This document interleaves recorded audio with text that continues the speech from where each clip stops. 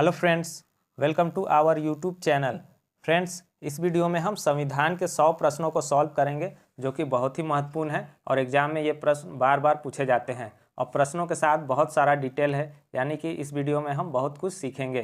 तो चैनल पर नए हैं तो चैनल को सब्सक्राइब कर लीजिए और इसका PDF कहाँ मिलेगा ये भी हम आपको वीडियो में बताएंगे। तो चलिए देखते हैं पहला प्रश्न क्या है। तो पहला प्रश्न है, मार्ले मिंटो सुधार बिल किस वर्ष में पारित किया गया? तो मार्ले मिंटो सुधार बिल किस वर्ष में पारित किया गया? 1909 ईस्वी में। देखिए 1909 ईस्वी का जो भारत परिषद अधिनियम था उसे ही मार्ले मिंटो सुधार अधिनियम कहा गया था। इस अधिनियम का प्रमुख विशेषता क्या था? तो इसका प्रमुख विशेषता था कि इसके तहत मुस्लिम समुदाय के लिए पृथक प्रतिनिधित्व का उपबंध किया गया था। इसलिए जो है मिंटो, लॉर्ड मिंटो को जो है सांप्रदायिक निर्वाचन के जनक के रूप में जाना जाता है। तो प्रश्न पूछता है कि सांप्रदायिक निर्वाचन के जनक के रूप में किसे जाना जाता है? तो लॉर्ड मिंटो को जाना जाता है। अगला प्रश्न देखेंगे, मॉन्टेग्यू चेम्सफोर्ड सुधार में प्रावधानों का सार था। तो मॉन्टेग्यू चेम्सफोर्ड सुधार में प्रावधानों का सार क्या था? तो प्रांतों में दोहरा शासन। देखिए ये 1919, ये कब हुआ था? ये 1919 में हुआ था, या ऐसे कह सकते हैं कि 1919 ईस्वी का भारत शासन अधिनियम को ही मॉन्टेग्यू चेम्सफोर्ड सुधार आंदोलन कहा गया था। इसकी प्रमुख विशेषताएं क्या थी? तो इसकी बहुत सारी विशेषताएं थी, जिसमें कि पहला था कि केंद्र में द्विसदनात्मक विधायिका की स्थापना करना। केंद्र में द्विसदनात्मक विधायिका की स्थापना करना। दूसरा क्या था कि प्रांतों में द्वैत शासन प्रणाली का परिवर्तन करना। और तीसरा क्या था? तीसरा था कि पहली बार जो है केंद्रीय बजट को राज्य बजट से अलग किया गया था। तो इसमें पहली बार जो है केंद्रीय बजट को राज्य बजट से अलग किया गया था। तो इतना पॉइंट आपको याद रखना है। 1919 ये ईस्वी भी आपको याद रखना है। भारत का संविधान लागू होने तक स्वतंत्रता के पश्चात इसका शासन किसके अंतर्गत चलाया गया? तो भारत का संविधान लागू होने तक स्वतंत्रता के बाद जो है इसका शासन किसके अंतर्गत चलाया गया? तो इस चलाया गया था 1935 के भारत सरकार अधिनियम के अनुसार। सही आंसर क्या हो जाएगा? 1935 का भारत सरकार अधिनियम के अनुसार। और इस अधिनियम में 321 अनुच्छेद और 10 अनुसूचियाँ थी। तो 1935 के भारत सरकार अधिनियम में 321 अनुच्छेद और 10 अनुसूचियाँ थी। ये भी प्रश्न पूछा जाता है। अगला प्रश्न देखेंगे, 1922 ईस्वी में निम्नलिखित में से किसके द्वारा यह उद्गार व्यक्त किया गया कि भारतीय संविधान भारतीयों की इच्छा अनुसार होगा? तो 1922 ईस्वी में किसके द्वारा यह कहा गया कि भारतीय संविधान जो है भारतीयों की इच्छा अनुसार होगा? तो किसके द्वारा ये कहा गया था? तो महात्मा गांधी के द्वारा। सही आंसर क्या हो जाएगा? ऑप्शन ए, महात्मा गांधी। अगला प्रश्न है, संविधान सभा के विचार का औपचारिक रूप से प्रतिपादन किसके द्वारा किया गया? तो संविधान सभा के विचार का औपचारिक रूप से प्रतिपादन किसके द्वारा किया गया था? ये किया गया था M.N. रॉय के द्वारा। सही आंसर क्या हो जाएगा? M.N. रॉय। मोतीलाल नेहरू से भी एक प्रश्न पूछता है। तो इन्होंने क्या किया था? मोतीलाल नेहरू ने ब्रिटिश सरकार से पहले मांग की थी, यानी कि सबसे पहले इन्होंने ही मांग की थी कि भारतीय संविधान का निर्माण के लिए संविधान सभा का गठन किया जाए। तो मोतीलाल नेहरू क्या मांग किए थे ब्रिटिश सरकार से? कि भारतीय संविधान के निर्माण के लिए एक संविधान सभा का गठन किया जाए। क्वेश्चन ये भी पूछेगा कि किसने मूर्त रूप प्रदान किया संविधान को? तो ये प्रश्न पूछेगा कि संविधान को किसने मूर्त रूप प्रदान किया? तो आंसर क्या हो जाएगा? जवाहरलाल नेहरू हो जाएगा। तो इस तरह से प्रश्न पूछे जाते हैं। अगला प्रश्न है, वर्ष 1942 में किस योजना के तहत यह स्वीकार किया गया कि भारत में एक निर्वाचित संविधान सभा का गठन होगा जो युद्धोपरांत संविधान का निर्माण करेगी? तो 1942 में किस योजना के तहत यह स्वीकार किया गया कि भारत में एक निर्वाचित संविधान सभा का गठन होगा जो युद्ध के पश्चात संविधान का निर्माण करेगा? तो यह योजना कौन सा था? क्रिप्स योजना। सही आंसर क्या हो जाएगा? क्रिप्स योजना। अगला प्रश्न है, कैबिनेट मिशन योजना के अनुसार संविधान सभा में कुल कितने सदस्य होने थे? तो कैबिनेट मिशन योजना के अनुसार संविधान सभा में कुल कितने सदस्य थे? 389। सही आंसर क्या हो जाएगा? 389, जिसमें 292 क्या थे? 292 जो थे ब्रिटिश प्रांतों के प्रतिनिधि थे और 4 क्या थे? 4 चीफ कमिश्नर क्षेत्रों के प्रतिनिधि थे और 93 जो कि बहुत ही महत्वपूर्ण है, 93 देशी रियासतों के प्रतिनिधि थे। तो क्वेश्चन पूछेगा कि कैबिनेट मिशन योजना के अनुसार संविधान सभा में कितने सदस्य जो थे कि देशी रियासतों के प्रतिनिधि थे? तो 93। सही आंसर क्या हो जाएगा? 93। अगला प्रश्न है, संविधान सभा में किस देशी रियासत के प्रतिनिधि ने भाग नहीं लिया था? तो ये सब जितने भी प्रश्न हैं बार बार पूछे जाने वाले हैं, तो बार बार बताने का जरूरत नहीं है। तो सही आंसर क्या हो जाएगा? संविधान सभा में कौन सा देशी रियासत था जो जिसका प्रतिनिधि ने भाग नहीं लिया था, तो ये हो जाएगा हैदराबाद। सही आंसर क्या हो जाएगा? हैदराबाद। अगला प्रश्न देखेंगे, भारतीय संविधान सभा की स्थापना कब हुई? तो भारतीय संविधान सभा की स्थापना कब हुई थी? 9 दिसंबर 1946 ईस्वी को। अच्छा, प्रश्न ये पूछेगा कि भारतीय संविधान सभा की पहली बैठक कब हुई थी? तो ये भी हुआ था 9 दिसंबर 1946 को ही संविधान सभा का स्थापना हुआ, गठन हुआ और उसी दिन पहला बैठक हुआ। बैठक कहाँ हुआ था? न्यू दिल्ली में हुआ था, नई दिल्ली में। ये भी आपको याद रखना होगा। अगला प्रश्न देखते हैं, संविधान सभा के अस्थायी अध्यक्ष कौन थे? तो संविधान सभा के अस्थायी अध्यक्ष कौन थे? डॉक्टर सच्चिदानंद सिन्हा। सही आंसर क्या हो जाएगा? ऑप्शन सी, सच्चिदानंद सिन्हा। प्रथम बैठक में क्या हुआ था? सभा के जो सबसे बुजुर्ग व्यक्ति थे सच्चिदानंद सिन्हा, उन्हीं को क्या किया गया? अस्थायी अध्यक्ष चुना गया था। अगला प्रश्न है, संविधान सभा के अस्थायी अध्यक्ष कौन थे? तो संविधान सभा के अस्थायी अध्यक्ष कौन थे? ये थे डॉक्टर राजेंद्र प्रसाद। हुआ क्या था कि 2 दिन बाद ही, यानी कि 11 दिसंबर 1946 को डॉक्टर राजेंद्र प्रसाद संविधान सभा के अस्थायी सदस्य निर्वाचित हुए थे। तो सही आंसर क्या हो जाएगा? डॉक्टर राजेंद्र प्रसाद। अगला प्रश्न है, संविधान सभा के संवैधानिक सलाहकार थे? बहुत बार रिपीट होता है। तो संविधान सभा के संवैधानिक सलाहकार कौन थे? B N Rao. सही आंसर क्या हो जाएगा? Option C, B N Rao. Next question है, संविधान के विभिन्न पहलुओं के अध्ययन हेतु संविधान सभा ने कितनी समितियां नियुक्त की थी? तो संविधान के विभिन्न पहलुओं के अध्ययन हेतु संविधान सभा ने कितनी समितियां नियुक्त की थी? तो ये 13 समितियां थी। सही आंसर क्या हो जाएगा? 13 समितियां। अगला प्रश्न, भारतीय संविधान सभा की प्रारूप समिति के अध्यक्ष कौन थे? तो भारतीय संविधान सभा की प्रारूप समिति के अध्यक्ष कौन थे? डॉक्टर भीमराव अंबेडकर, यानी कि डॉक्टर बी आर अंबेडकर। सही आंसर क्या हो जाएगा? B R Ambedkar. और प्रारूप समिति में कितने सदस्य थे? तो सदस्यों की संख्या कितना था? तो 7 था। प्रारूप समिति में, संविधान की प्रारूप समिति में सदस्यों की संख्या कितनी थी? तो 7 थी। ये आपको याद रखना है।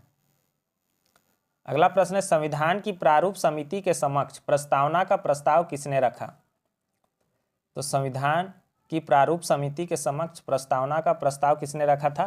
तो ये रखा था जवाहरलाल नेहरू ने। सही आंसर क्या हो जाएगा? Option D, Jawaharlal Nehru. भारतीय संविधान सभा की संघ शक्ति समिति के अध्यक्ष कौन थे? तो भारतीय संविधान सभा की संघ शक्ति समिति के अध्यक्ष कौन थे? तो पंडित जवाहरलाल नेहरू थे। तो सही आंसर क्या हो जाएगा? जवाहरलाल नेहरू।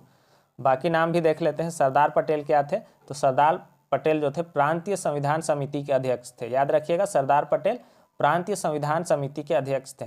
ये अलग से एक प्रश्न बनेगा, लेकिन हम इसको एक ही में कर दे रहे हैं, अलग से प्रश्न नहीं करा रहे हैं।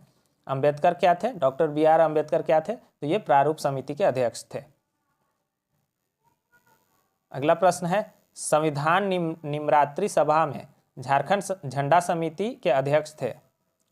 तो संविधान के निम्रात्री सभा में झंडा समिति के अध्यक्ष कौन थे? तो ये थे जे बी कृपलानी। सही आंसर क्या हो जाएगा? Option A, J B Kripalani. Next question है, संविधान सभा द्वारा अंतिम रूप से पारित संविधान में कुल कितने अनुच्छेद और अनुसूचियां थी? तो संविधान सभा द्वारा जो अंतिम रूप से पारित संविधान था उसमें कुल कितने अनुच्छेद और अनुसूचियां थी? तो सही आंसर हो जाएगा 395 अनुच्छेद और 8 अनुसूचियां थी। तो आसान है, सही आंसर हो जाएगा 395 अनुच्छेद और 8 अनुसूचियां। अगला प्रश्न देखेंगे, संपूर्ण भारतीय संविधान के निर्माण में संविधान सभा को कितना समय लगा? तो आप सभी जानते हैं कि भारतीय संविधान के निर्माण में कितना समय लगा था? तो 2 वर्ष 11 महीने 18 दिन। सही आंसर क्या हो जाएगा? 2 वर्ष 11 महीने 18 दिन। अच्छा, आजकल ये पूछता है कि कितना दिन बहस हुआ था। तो कितना दिन कुल बहस हुआ था? टोटल 114 दिन बहस हुआ था। और खर्चा कितना हुआ था? तो खर्चा हुआ था 63,96,729 रुपया। कितना हुआ था? 63,96,729 रुपया टोटल खर्च हुआ था। तो ये आपको याद रखना है। अगला प्रश्न, भारत के संविधान का निर्माता किसे माना जाता है? तो भारतीय संविधान का निर्माता माना जाता है किसे? भीमराव अंबेडकर को। सही आंसर क्या हो जाएगा? भीमराव अंबेडकर। अगला प्रश्न है, भारत का संविधान लागू हुआ था? तो भारत का संविधान कब लागू हुआ था? यह लागू हुआ था 26 जनवरी 1950 ईस्वी को। भारत का संविधान कब लागू हुआ? 26 जनवरी 1950 ईस्वी को। प्रश्न ये पूछा जाता है कि इसी दिन को क्यों चुना गया? 26 जनवरी को ही। ये प्रश्न अलग से बनता है, लेकिन हम अलग से नहीं बनाए हैं। ताकि कम क्वेश्चन में ज़्यादा क्वेश्चन हो जाए।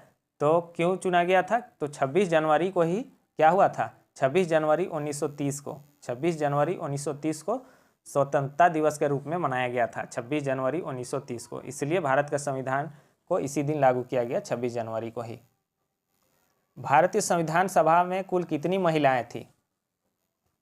तो भारतीय संविधान सभा में कुल कितनी महिलाएं थी? तो 15 महिलाएं थी। और अनुसूचित जनजाति की संख्या कितना थी? तो 33। ये दोनों पॉइंट आपको याद रखना है कि महिलाओं की संख्या कितनी थी? 15, और अनुसूचित जनजाति की संख्या 33 यानी कि 33। अगला प्रश्न है, भारतीय संविधान की प्रस्तावना में भारत को किस रूप में घोषित किया गया है? तो भारतीय संविधान की प्रस्तावना में भारत को किस रूप में घोषित किया गया है? तो एक प्रभुत्व संपन्न, समाजवादी, धर्मनिरपेक्ष, प्रजातांत्रिक गणराज्य के रूप में घोषित किया गया है। तो सही आंसर क्या हो जाएगा? Option C. अगला प्रश्न देखेंगे, भारतीय संविधान की आत्मा किसे कहा जाता है? तो भारतीय संविधान की आत्मा किसे कहा जाएगा? प्रस्तावना को। सही आंसर क्या हो जाएगा इसका? ऑप्शन ए, प्रस्तावना। अच्छा, ये भी प्रश्न पूछता है कि संविधान की कुंजी किसे कहा जाता है? तो वो भी आंसर क्या हो जाएगा? प्रस्तावना को संविधान की कुंजी कहा जाता है। नेक्स्ट क्वेश्चन है, 42वें संविधान संशोधन अधिनियम 1976 द्वारा प्रस्तावना में किस शब्द को नहीं जोड़ा गया? तो 42वां संविधान संशोधन अधिनियम 1976 के द्वारा 3 शब्दों को जोड़ा गया था। वे शब्द कौन कौन थे? तो धर्मनिरपेक्ष, समाजवादी, एकता और अखंडता। तो ये 3 शब्द थे जिनको जोड़ा गया था। तो किसको नहीं जोड़ा गया था? तो गुट निरपेक्ष को। तो सही आंसर क्या हो जाएगा? इसको नहीं जोड़ा गया था तो गुट निरपेक्ष या गुट निरपेक्षता। अगला प्रश्न, भारतीय संविधान को संविधान सभा द्वारा कब अंगीकृत किया गया? तो बहुत ही अच्छा क्वेश्चन है। भारतीय संविधान को संविधान सभा द्वारा कब अंगीकृत किया गया? तो ये किया गया था 26 नवंबर 1949 को। कब किया गया था? 26 नवंबर 1949 को। तो एक चीज़ यहाँ पर ध्यान दीजिएगा कि संविधान कब लागू हुआ था? तो 26 जनवरी 1950 को। और क्वेश्चन अगर पूछेगा कि कब अंगीकृत किया गया या कब अंगीकार भी लिखेगा तो क्या हो जाएगा? 26 नवंबर 1949। और लागू कब हुआ? तो 26 जनवरी 1950। तो ये आपको कंफ्यूज नहीं होना है इसमें। अगला प्रश्न है, विश्व का सबसे बड़ा लिखित एवं सर्वाधिक व्यापक संविधान किस देश का है? तो विश्व का सबसे बड़ा लिखित और सर्वाधिक व्यापक संविधान किस देश का है? तो यह है भारत का। सही आंसर क्या हो जाएगा? भारत का। अच्छा, इससे एक और प्रश्न पूछता है कि भारत का संविधान कैसा है? ऑप्शन में कठोर, लचीला, इस तरह का ऑप्शन रहता है। तो उसका आंसर क्या होगा? तो भारत का संविधान जो है अंशतः कठोर और अंशतः लचीला है। कैसा है? अंशतः कठोर और अंशतः लचीला। तो ये प्रश्न पूछा जाता है। भारतीय संविधान पर सबसे अधिक प्रभाव किसका पड़ा है? बहुत बार रिपीट होता है। तो भारतीय संविधान पर सबसे अधिक प्रभाव जो है भारत सरकार अधिनियम 1935 का पड़ा है। तो सही आंसर क्या हो जाएगा? ऑप्शन ए, भारत सरकार अधिनियम 1935 का। क्वेश्चन ऐसे भी पूछता है कि भारतीय संविधान का सबसे बड़ा एकाकी स्रोत क्या है? तो सबसे बड़ा स्रोत क्या है? तो यही है भारत सरकार अधिनियम 1935। भारत की संघीय व्यवस्था किस देश की संघीय व्यवस्था से अधिक समानता रखती है? तो भारत की जो संघीय व्यवस्था है वह किस देश की संघीय व्यवस्था से अधिक समानता रखती है? तो ये हो जाएगा आपका कनाडा से। सही आंसर हो जाएगा कनाडा। अच्छा, क्वेश्चन इस तरह से भी पूछेगा कि संघ और राज्यों के बीच शक्तियों का विभाजन जो किस देश से लिया गया है? तो संघ और राज्य के बीच शक्तियों का विभाजन जो किया गया है वह किस देश से लिया गया है? तो वह कनाडा से ही लिया गया है। तो ये इस तरह से प्रश्न पूछेगा। भारतीय संविधान में समवर्ती सूची की अवधारणा ली गई है। तो भारतीय संविधान में समवर्ती सूची की अवधारणा ली गई है कहाँ से? तो ऑस्ट्रेलिया से। सही आंसर क्या हो जाएगा? ऑस्ट्रेलिया से। भारतीय संविधान में मौलिक कर्तव्य का विचार लिया गया है। तो इस तरह से बहुत सारे क्वेश्चन पूछे जाते हैं बार बार। इसके लिए हम अलग से कोई ट्रिक लेकर आएंगे तो उससे याद करने में आसानी होगा। तो भारतीय संविधान में मौलिक कर्तव्य का विचार कहाँ से लिया गया है? तो ये लिया गया है आयरलैंड से, रूस से, रूस के संविधान से। मौलिक कर्तव्य कहाँ से लिया गया है? रूस के संविधान से। और मौलिक अधिकार कहाँ से लिया गया है? तो अमेरिका से। यहाँ पर कन्फ्यूजन रहता है हमेशा। मौलिक कर्तव्य रूस से और मौलिक अधिकार अमेरिका से। ये पॉइंट आपको याद रखना है। भारतीय संविधान में सम्मिलित नीति निर्देशक तत्वों की प्रेरणा हमें किस संविधान से प्राप्त हुई है? तो नीति निर्देशक जो है हमको कहाँ से प्राप्त हुई है? उसका प्रेरणा हमें कहाँ से मिला है? तो ये मिला है हम लोग को आयरलैंड से। तो सही आंसर क्या हो जाएगा? आयरलैंड। भारतीय संविधान में मौलिक अधिकारों का उल्लेख करते हुए निम्नलिखित में से किस देश का अनुसरण किया गया है? तो वही चीज़ जो मैंने बताया, मौलिक अधिकार का उल्लेख करते हुए पूछा जा रहा है, यानी कि मौलिक अधिकार कहाँ से लिया गया है? तो ये अमेरिका के संविधान से लिया गया है। तो सही आंसर क्या हो जाएगा? अमेरिका के संविधान से। नेक्स्ट क्वेश्चन है, भारत में सरकार की संसदीय प्रणाली कहाँ से ग्रहण की गई है? तो संसदीय व्यवस्था जो है भारतीय संविधान में कहाँ से लिया गया है? तो ये लिया गया है ब्रिटिश संविधान से। सही आंसर क्या हो जाएगा इसका? ब्रिटिश संविधान से। अगला क्वेश्चन है, भारतीय संविधान में आपात संबंधी उपबंध भारत शासन अधिनियम 1935 और खालिस्तान के संविधान से लिया गया है। तो भारतीय संविधान में जो आपात उपबंध है और भारत शासन, जो कि भारत शासन अधिनियम 1935 और खालिस्तान के संविधान से लिया गया है। तो ये भारत शासन अधिनियम 1935 और जर्मनी के वीमर संविधान से लिया गया है। क्या? आपात संबंधी उपबंध। याद रखिएगा, जर्मनी के संविधान से। नेक्स्ट क्वेश्चन है, भारतीय संविधान की संशोधन प्रक्रिया किस देश की संविधान से प्रभावित है? यह क्वेश्चन ऐसे पूछेगा कि भारतीय संविधान में जो है संशोधन प्रक्रिया कहाँ से लिया गया है? तो ये लिया गया है दक्षिण अफ्रीका से। ये प्रश्न बहुत सब आसान है और बार बार पूछे जाते हैं, इसको ट्रिक बना के अच्छे से याद कर लेना है। भारत संविधान को कितने अध्याय या भागों में विभाजित किया गया है? क्वेश्चन आसान है लेकिन बहुत बार पूछ दिया जाता है। तो भारत का संविधान को कितने भागों में विभाजित किया गया है? तो 22 भागों में। सही आंसर क्या हो जाएगा? 22 भाग। संविधान के किस भाग में संविधान संशोधन की प्रक्रिया का उल्लेख है? तो संविधान के किस भाग में जो है संविधान संशोधन की प्रक्रिया का उल्लेख है?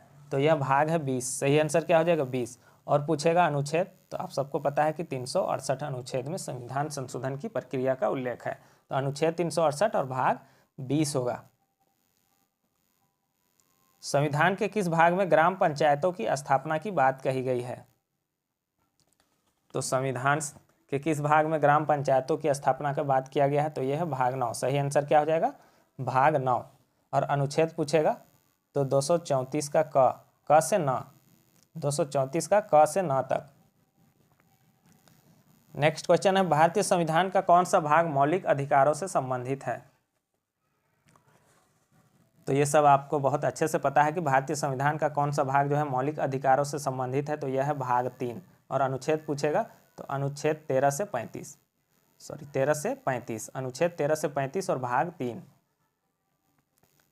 अगला प्रश्न, भारत के नागरिकों के मूल कर्तव्य का विवरण संविधान के किस भाग में दिया गया है? तो भारत के नागरिकों के मूल कर्तव्य का विवरण संविधान के किस भाग में दिया गया है? तो ये दिया गया है 4 का क में। सही आंसर होगा भाग 4 का क में। और अनुच्छेद पूछेगा तो 51 का होगा। अनुच्छेद में 51 का होगा और भाग में भाग 4 का क में। अगला प्रश्न है, संविधान के किस भाग में नागरिकता का उल्लेख है? तो संविधान के किस भाग में नागरिकता का उल्लेख है? तो यह है भाग 2। सही आंसर क्या हो जाएगा? भाग 2। थोड़ा थोड़ा देख लेते हैं एक बार फिर से।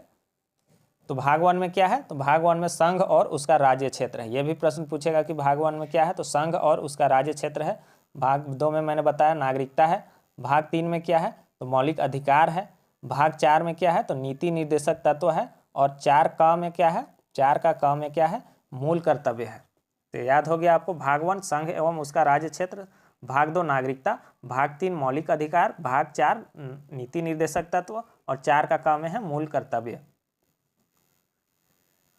अगला प्रश्न है, किस संविधान संशोधन अधिनियम द्वारा भारत के संविधान में 9वीं अनुसूची जोड़ी गई? तो ये बहुत ही महत्वपूर्ण प्रश्न है। तो किस संविधान संशोधन अधिनियम द्वारा भारत के संविधान में 9वीं अनुसूची जोड़ा गया था? तो यह पहला संविधान संशोधन था। सही आंसर क्या हो जाएगा? पहला संविधान संशोधन, जो कि 1952 ईस्वी में हुआ था। उसके बाद दूसरा कब जोड़ा गया, यानी कि 10वां कब जोड़ा गया? तो 10वां जोड़ा गया था 1985 ईस्वी में, जो कि 73वां संविधान संशोधन था 1985 में, जिसमें कि 10वीं अनुसूची को जोड़ा गया। फिर 11वीं को कब जोड़ा गया? तो 11वीं को 73वां संविधान संशोधन में 11वीं अनुसूची को जोड़ा गया और 74वां संविधान संशोधन में 12वीं अनुसूची को जोड़ा गया था। तो ये आपको चारों अनुसूची जो जोड़ा गया है कब और किस संशोधन के तहत जोड़ा गया है, इसको आपको याद रखना है। अगला प्रश्न, भारत संघ में शामिल राज्य और संघ शासित क्षेत्रों का उल्लेख भारतीय संविधान की किस अनुसूची में है? तो भारत संघ में शामिल राज्य और संघ शासित क्षेत्रों का उल्लेख मैंने अभी बताया कि ये प्रथम अनुसूची में है। सॉरी, मैंने भाग बताया था, भाग 1 में भी है, और अनुसूची पूछेगा तो प्रथम अनुसूची में है।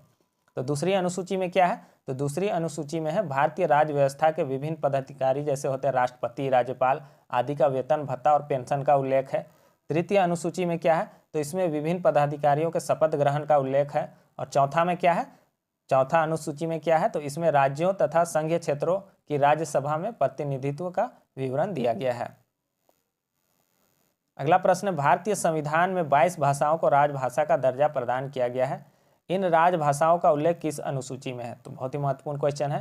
तो 22 भाषाओं को राजभाषा का दर्जा दिया गया है, ये इनका उल्लेख जो है किस अनुसूची में है? तो 8वीं अनुसूची में है। प्रश्न पूछा जाता है, भारतीय संविधान की 10वीं अनुसूची किससे संबंध है? तो 10वीं अनुसूची का संबंध किससे है? तो 10वीं अनुसूची में दल बदल कानून है। सही आंसर क्या हो जाएगा? 10वीं में दल बदल कानून है। अगला प्रश्न, भारतीय संविधान की 11वीं अनुसूची का संबंध है। तो 11वीं अनुसूची का संबंध किससे है? यह है पंचायती राज से। सही आंसर क्या हो जाएगा? 11वीं अनुसूची का संबंध पंचायती राज से है। और 12वीं अनुसूची का संबंध है नगर पालिका से। तो 11वीं पंचायती राज से और 12वीं नगर पालिका से, यह आपको याद रखना है। संविधान के अनुच्छेद 1 में भारत को क्या कहा गया है? तो संविधान के अनुच्छेद 1 में भारत को राज्यों का संघ कहा गया है। सही आंसर क्या हो जाएगा? राज्यों का संघ कहा गया है। भारतीय संविधान के किस अनुच्छेद द्वारा अस्पृश्यता यानी कि छुआछूत को समाप्त कर दिया गया है? तो किस अनुच्छेद के द्वारा छुआछूत को समाप्त किया गया है? तो यह अनुच्छेद 17। बहुत बार रिपीट होता है यह प्रश्न। भारतीय संविधान के किस अनुच्छेद में प्रेस की स्वतंत्रता दी गई है? वैसे तो सारे प्रश्न बार बार रिपीट होते हैं, लेकिन कुछ प्रश्न होते हैं जो बहुत ज़्यादा इंपॉर्टेंट रहते हैं। तो सही आंसर क्या हो जाएगा? 19 का 1। किस अनुच्छेद में प्रेस की स्वतंत्रता दी गई है? तो 19 का 1 में। मौलिक अधिकार के अंतर्गत कौन सा अनुच्छेद बच्चों के शोषण से संबंधित है? तो मौलिक अधिकार के अंतर्गत कौन सा अनुच्छेद जो है बच्चों के शोषण से संबंधित है? तो यह अनुच्छेद 24। सही आंसर क्या हो जाएगा? अनुच्छेद 24। अब एक बार देख लेते हैं, अनुच्छेद 17 क्या हो गया? छुआछूत का अंत। अनुच्छेद 19 में क्या है? 6 तरह के स्वतंत्रता का उल्लेख है। अनुच्छेद 23 में क्या है? कि मानव का दुर्व्यापार और बलात्श्रम यानी कि जबरदस्ती उसको काम में नहीं लगाया जा सकता है, उसका उल्लेख किस में है? तो अनुच्छेद 23 में है। नेक्स्ट क्वेश्चन है, संविधान के किस अनुच्छेद द्वारा संसद की संयुक्त बैठक का प्रावधान किया गया है? तो संविधान के किस अनुच्छेद द्वारा संसद की संयुक्त बैठक का प्रावधान किया गया है? यह है अनुच्छेद 108। सही आंसर क्या हो जाएगा? 108। संविधान के किस अनुच्छेद में धन विधेयक की परिभाषा दी गई है? तो संविधान के किस अनुच्छेद में धन विधेयक की विधायक लिखा गया है? धन विधेयक होगा। धन विधेयक की परिभाषा किस में दिया गया है? तो अनुच्छेद 110 में। ध से 10 या ध से धन, इस तरह से कर सकते हैं याद इसको। अनुच्छेद 10 होगा, 110। भारतीय संविधान का निम्नलिखित में से कौन सा अनुच्छेद भारत के राष्ट्रपति में अध्यादेश जारी करने की शक्ति प्रदान करता है? तो भारतीय संविधान का कौन सा अनुच्छेद है जो भारत के राष्ट्रपति में अध्यादेश जारी करने की शक्ति प्रदान करता है? तो ये कौन सा हो जाएगा? अनुच्छेद 123 है। सही आंसर क्या हो जाएगा? अनुच्छेद 123। भारतीय संविधान का अनुच्छेद 324 किससे संबंधित है? तो भारतीय संविधान का अनुच्छेद 324 बार बार पूछा जाता है। सही आंसर क्या हो जाएगा? मुख्य निर्वाचन आयुक्त की शक्तियां और उसका कार्यों का उल्लेख है 324 में। तो सही आंसर क्या होगा? Option C. अगला प्रश्न है, संविधान के किस अनुच्छेद के अंतर्गत हिंदी को राजभाषा का दर्जा दिया गया है? तो हिंदी को राजभाषा का दर्जा किस अनुच्छेद के अंतर्गत दिया गया है? तो सही आंसर क्या हो जाएगा इसका? 343 एक 343(1) के अनुसार दिया गया है हिंदी को राजभाषा का दर्जा। अगला प्रश्न है, संसद को संविधान संशोधन का अधिकार दिया गया है। तो संसद को संविधान संशोधन का अधिकार किस अनुच्छेद के तहत दिया गया है? तो सही आंसर क्या हो जाएगा? सही आंसर हो जाएगा इसका अनुच्छेद 368। बहुत ही आसान है, अनुच्छेद 368। नेक्स्ट क्वेश्चन है, भारतीय संविधान निम्नलिखित में से कौन सी नागरिकता प्रदान करता है? तो भारत का जो संविधान है वह कौन सा नागरिकता प्रदान करता है? तो यह एकल नागरिकता प्रदान करता है। सही आंसर क्या हो जाएगा? एकल नागरिकता प्रदान करता है। नेक्स्ट क्वेश्चन है, निम्नलिखित मौलिक अधिकारों में से किसे डॉक्टर BR अम्बेडकर ने संविधान का हृदय एवं आत्मा की संज्ञा दी है? तो निम्नलिखित मौलिक अधिकारों में से किसे डॉक्टर BR अम्बेडकर ने संविधान की हृदय एवं आत्मा की संज्ञा दी है? ये क्वेश्चन भी बहुत ही इंपॉर्टेंट है। सही आंसर क्या हो जाएगा? संवैधानिक उपचारों का अधिकार। सही आंसर होगा इसका संवैधानिक उपचारों का अधिकार। अगला प्रश्न है, संपत्ति का अधिकार एक है। तो संपत्ति का जो अधिकार है कैसा अधिकार है? तो यह एक कानूनी अधिकार है। संपत्ति का अधिकार क्या है? कानूनी अधिकार है। पहले यह मौलिक अधिकार था, लेकिन जो 44वां संविधान संशोधन हुआ उसमें से इसे मौलिक अधिकार से हटाकर कानूनी अधिकार में रख दिया गया है। तो सही आंसर क्या हो जाएगा? संपत्ति का अधिकार एक कानूनी अधिकार है। भारतीय संविधान के अनुसार देश का प्रथम नागरिक कौन होता है? तो भारत के संविधान के अनुसार देश का प्रथम नागरिक कौन हो जाएगा? तो ये हो जाएगा राष्ट्रपति। सही आंसर हो जाएगा इसका देश का प्रथम नागरिक कौन हो जाएगा? राष्ट्रपति। सही आंसर हो जाएगा इसका राष्ट्रपति देश का जो है प्रथम नागरिक होता है। अगला प्रश्न है, भारत का राष्ट्रपति किसका एक अभिन्न अंग है? तो सही आंसर क्या हो जाएगा? संसद का। सही आंसर होगा राष्ट्रपति किसका एक अभिन्न अंग हो जाएगा? तो संसद का। सही आंसर हो जाएगा संसद का। भारत के राष्ट्रपति पर महाभियोग लगाने का अधिकार है। तो भारत के राष्ट्रपति पर महाभियोग लगाने का अधिकार किसको है? तो संसद के दोनों सदनों को है। सही आंसर क्या हो जाएगा? संसद के दोनों सदनों को राष्ट्रपति पर महाभियोग लगाने का अधिकार है। अगला प्रश्न, भारत में राष्ट्रपति राज्यसभा के कितने सदस्यों को मनोनीत कर सकता है? आसान क्वेश्चन है। तो भारत में राष्ट्रपति जो है राज्यसभा के 12 सदस्यों को मनोनीत कर सकता है। सही आंसर क्या हो जाएगा? 12 सदस्यों को। भारत के 3 राष्ट्रपतियों का समय के अनुसार पहले से बाद का सही क्रम है। तो भारत के 3 राष्ट्रपति दिए गए हैं, उनका क्रम बताना है पहले से बाद का क्रम में। तो सही आंसर क्या हो जाएगा? सही आंसर हो जाएगा डॉक्टर राजेंद्र प्रसाद आएंगे, उसके बाद डॉक्टर S राधाकृष्णन, उसके बाद डॉक्टर जाकिर हुसैन। ये तीनों आएंगे। तो doctor Rajendra Prasad, doctor S Radhakrishnan, उसके बाद डॉक्टर जाकिर हुसैन। तो सही आंसर क्या हो जाएगा? ऑप्शन बी का क्रम जो है वो सही हो जाएगा, ऑप्शन बी। अगला प्रश्न, भारत के उपराष्ट्रपति का निर्वाचन होता है। तो भारत के उपराष्ट्रपति का निर्वाचन कैसे होता है? तो संसद के दोनों सदनों के द्वारा। ये JPSC में पूछा गया क्वेश्चन है। तो ये संसद के दोनों सदनों के द्वारा होता है। निम्नलिखित में से कौन संसद का अस्थायी एवं उच्च सदन है? आसान क्वेश्चन है। कौन संसद का अस्थायी एवं उच्च सदन है? तो राज्यसभा। राज्यसभा जो है अस्थायी भी है और उच्च सदन है। और लोकसभा क्या है? तो वह निम्न सदन कहलाता है। लोकसभा निम्न सदन कहलाता है।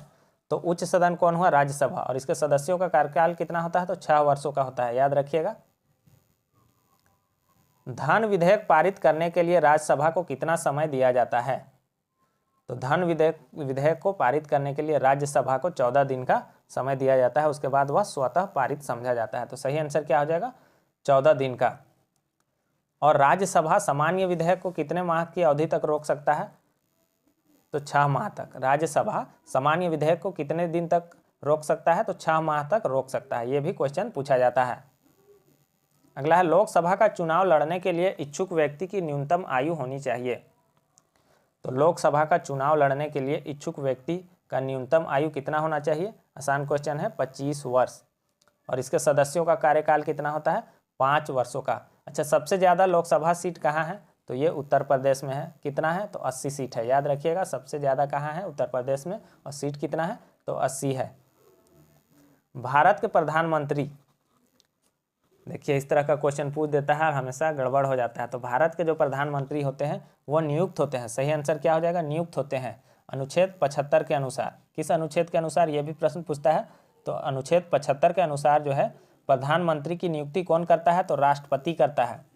और अन्य मंत्रियों की नियुक्ति राष्ट्रपति ही करता है, लेकिन प्रधानमंत्री की सलाह पर करता है। तो ये क्वेश्चन पूछा जाता है। अच्छा, प्रधानमंत्री की न्यूनतम आयु कितना है? तो वही जो है लोकसभा सदस्य का 25 वर्ष। सही आंसर होगा 25 वर्ष। इस तरह से प्रश्न पूछे जाते हैं। राजनीतिक शब्दावली में शून्य काल का अर्थ है। राजनीतिक शब्दावली में शून्य काल क्या होता है? तो वैसा काल जो कि प्रश्न उत्तर का सत्र जो होता है उसको क्या कहते हैं? शून्य काल कहते हैं। सही आंसर क्या हो जाएगा? शून्य काल। स्वतंत्र भारत के प्रथम वित्त मंत्री कौन थे? Important question. तो सही आंसर क्या हो जाएगा? स्वतंत्र भारत के प्रथम वित्त मंत्री थे आर.के. शनमुगम शेट्टी। सही आंसर होगा आर.के. शनमुगम शेट्टी। जॉन मथाई क्या थे? इससे भी प्रश्न पूछा जाता है। ये रेलवे एवं परिवहन मंत्री थे, पहले रेलवे एवं परिवहन मंत्री थे। जगजीवन राम क्या थे? तो ये श्रम मंत्री थे। ये सब क्वेश्चन पूछा जाता है। बलदेव सिंह भी पूछा गया है, तो ये रक्षा मंत्री थे। रक्षा कौन करेगा? जिसके पास बल होगा। तो बलदेव सिंह क्या हो जाएंगे? प्रथम रक्षा मंत्री थे। भारतीय संविधान में निम्नलिखित में से किस पद का उल्लेख नहीं है? तो भारत के संविधान में किस पद का उल्लेख नहीं है? तो उप प्रधानमंत्री, इसका कोई उल्लेख नहीं है। फिर भी उप प्रधानमंत्री रहे हैं।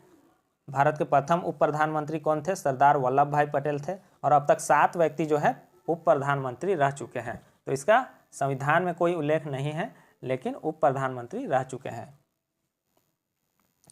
लोकसभा में विरोधी दल के नेता के रूप में मान्यता देने के लिए उसके दल के सदस्यों की संख्या कुल सदस्यों की संख्या से कम कितने प्रतिशत होना चाहिए? तो लोकसभा में जो विरोधी दल का नेता होता है, नेता प्रतिपक्ष, उसको मान्यता कब मिलता है? जब उसके सदस्यों की संख्या कितना होगा? कम से कम 10%। कुल सदस्यों का 10%, यानी कि कुल सीट अगर 100 है तो कम से कम उसका सीट कितना होना चाहिए? 10 सीट होना चाहिए उसका पार्टी का, तब वह नेता प्रतिपक्ष चुना जाएगा। सही आंसर क्या हो जाएगा? 10%। अच्छा, प्रथम विरोधी दल के नेता कौन थे ये बताइए। तो ये थे राम सुभग सिंह। राम सुभग सिंह लोकसभा के प्रथम विरोधी दल के नेता थे। अगला क्वेश्चन है, स्वतंत्र भारत के प्रथम लोकसभा अध्यक्ष कौन थे? बार बार रिपीट होता है। सही आंसर होगा गणेश वासुदेव मावलंकर। सही आंसर होगा इसका ऑप्शन बी, गणेश वासुदेव मावलंकर। अगला प्रश्न है, भारत सरकार का प्रथम विधि अधिकारी कौन है? तो भारत सरकार का प्रथम विधि अधिकारी कौन होता है? तो ये होता है भारत का महान्यायवादी। सही आंसर क्या हो जाएगा? भारत का महान्यायवादी। इसे अटॉर्नी जनरल भी लिखा हुआ मिलता है, तो कंफ्यूज मत कीजिएगा। अटॉर्नी जनरल या भारत का महान्यायवादी एक ही चीज़ हुआ। इससे और एक प्रश्न पूछा जाता है कि निम्नलिखित में वह व्यक्ति कौन है जो संसद का सदस्य नहीं होते हुए भी उसे संसद को संबोधित करने का अधिकार होता है? तो ये प्रश्न भी बहुत ही इंपॉर्टेंट है कि ऐसा कौन सा व्यक्ति है जो कि संसद का सदस्य नहीं होते हुए भी उसे संसद को संबोधित करने का अधिकार होता है? तो यही भारत का महान्यायवादी यानी कि अटॉर्नी जनरल। भारतीय उच्चतम न्यायालय के न्यायाधीशों की नियुक्ति कौन करता है? तो भारत के उच्चतम न्यायालय के न्यायाधीशों की नियुक्ति कौन करता है? ये करता है राष्ट्रपति। सही आंसर क्या हो जाएगा? राष्ट्रपति। और सर्वोच्च न्यायालय के प्रथम मुख्य न्यायाधीश कौन थे? तो हीरालाल जे कानिया। सही आंसर क्या हो जाएगा? हीरालाल जे कानिया। ये नाम आपको याद रखना है। जब राष्ट्रपति और उपराष्ट्रपति का पद खाली हो तो भारत के राष्ट्रपति के पद पर कौन होता है? बहुत ही अच्छा क्वेश्चन है। जब राष्ट्रपति और उपराष्ट्रपति का पद दोनों अगर खाली हो जाए तो राष्ट्रपति के पद पर कौन आसीन होगा? तो ये होगा भारत का मुख्य न्यायाधीश। सही आंसर क्या हो जाएगा? भारत का मुख्य न्यायाधीश। अच्छा, ऐसा कभी हुआ है? हाँ, हुआ है। मोहम्मद हिदायतुल्लाह जो कि भारत के मुख्य न्यायाधीश थे, वो 2 बार कार्यवाहक राष्ट्रपति के रूप में काम कर चुके हैं। तो ये प्रश्न भी पूछा जाएगा, तो आपको जवाब देना है। अच्छा, ये प्रश्न और एक प्रश्न पूछता है कि सर्वोच्च न्यायालय में न्यायाधीश नियुक्त होने के लिए न्यूनतम कितने वर्ष जो है उच्च न्यायालय का एडवोकेट होना चाहिए? तो वह कितना वर्ष होना? आजकल क्वेश्चन का लेवल जो है बढ़ा दिया है, तो कितना वर्ष होगा? 10 वर्ष उसको उच्च न्यायालय का एडवोकेट होना चाहिए। गोवा राज्य किस उच्च न्यायालय के क्षेत्राधिकार में आता है? तो गोवा राज्य जो है किस उच्च न्यायालय के क्षेत्राधिकार में आता है? तो सही आंसर क्या हो जाएगा? मुंबई या बम्बई उच्च न्यायालय। सही आंसर हो जाएगा मुंबई। अच्छा, ये बताइए कि भारत के किस संघ शासित क्षेत्र का अपना उच्च न्यायालय है? तो किसका है? तो यह है नई दिल्ली का, दिल्ली का। सही आंसर होगा दिल्ली। राज्य की कार्यपालिका की शक्ति किसमें निहित होती है? तो राज्य की कार्यपालिका की शक्ति किसमें निहित होती है? तो यह होता है राज्यपाल में। सही आंसर होगा राज्यपाल में। अच्छा, राज्यपाल की नियुक्ति कौन करता है? तो राज्यपाल की नियुक्ति राष्ट्रपति करते हैं।